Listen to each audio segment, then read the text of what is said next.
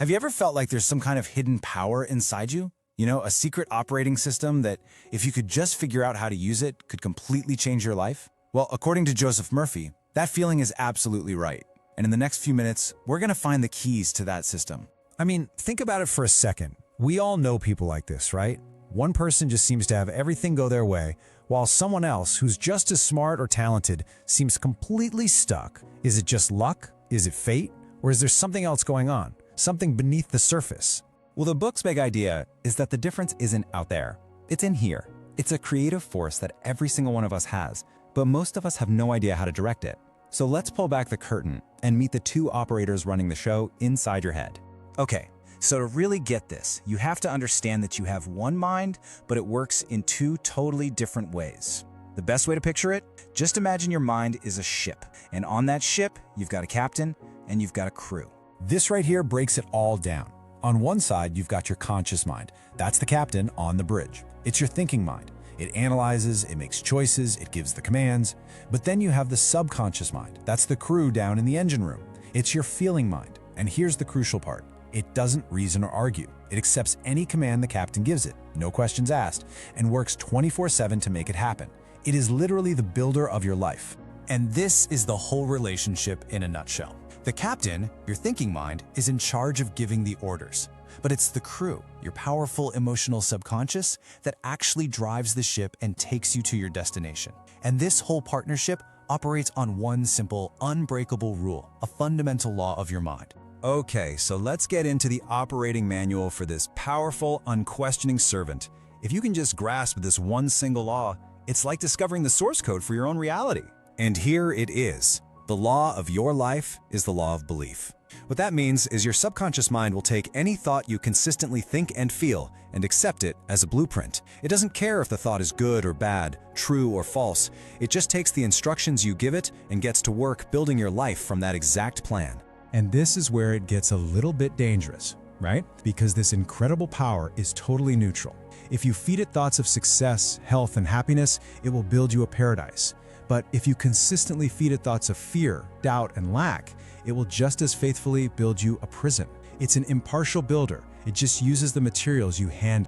This really flips the script. It means we have to stop blaming the outside world for our problems and start looking at the cause, our own habitual thoughts. Every thought is a seed. Your current life is just the harvest from seeds you planted weeks, months, or even years ago. So the big question becomes, how do we start planting better seeds? All right, this is where we get practical. This is our toolkit for change. If our thoughts are the commands we give to the crew, we need to learn how to give better, clearer commands. So how do we actually impress our goals onto our subconscious mind? Murphy gives us a couple of incredibly powerful techniques. First up is what you could call the mental movie method. Step 1, you create a sharp, clear mental picture of what you want as if it's already done. But step 2 is the secret sauce. You have to feel it. The subconscious doesn't really understand words, it understands feelings. So feel the joy, feel the relief, feel the victory. Then, and this is important, you just let it go. You trust that the crew knows how to get there. Another game changer is the sleep technique. Why does this work so well? Because that drowsy state right before you fall asleep is like a direct hotline to your subconscious. Your conscious mind is starting to check out, so you get relaxed and you just quietly repeat a short phrase that captures your goal, kind of like a lullaby to yourself. You drift off to sleep with the feeling that it's already true. The logic here is just brilliant. See, all day long, your conscious mind acts like a watchman or a security guard at a gate. It challenges new ideas. If you say, "I'm wealthy," it might argue, "No, you're not. Look at your bank account." But in that sleepy, relaxed state, the watchman is dozing off. The gate is wide open. Your order can slip right past the garb and go straight to the creative powerhouse in the engine. So let's pull all this together. What does it all mean? It means we have to shift our perspective. We're not just passengers on this ship reacting to whatever happens. We're actually in a much more active, much more powerful role. And this is maybe the best metaphor in the whole book. Your mind is a garden. Your subconscious is the fertile soil. It will grow whatever seeds you plant in it without judgment. And your everyday habitual thoughts, those are the seeds. You simply cannot plant weeds of fear and worry all day and then wonder why you're not harvesting fruits of joy and success. It's a law of nature. As you sow, so shall you reap. And this right here is the real secret. This whole thing isn't a one-time magic trick or a quick fix.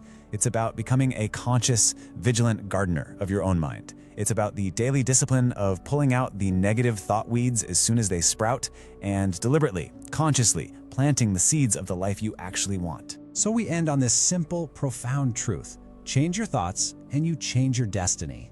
The life you're living right now is just a reflection of your past thinking. But your future? That's a garden that hasn't been planted yet. The creative power is yours. The seeds are in your hand. The only question left is, what are you going to grow?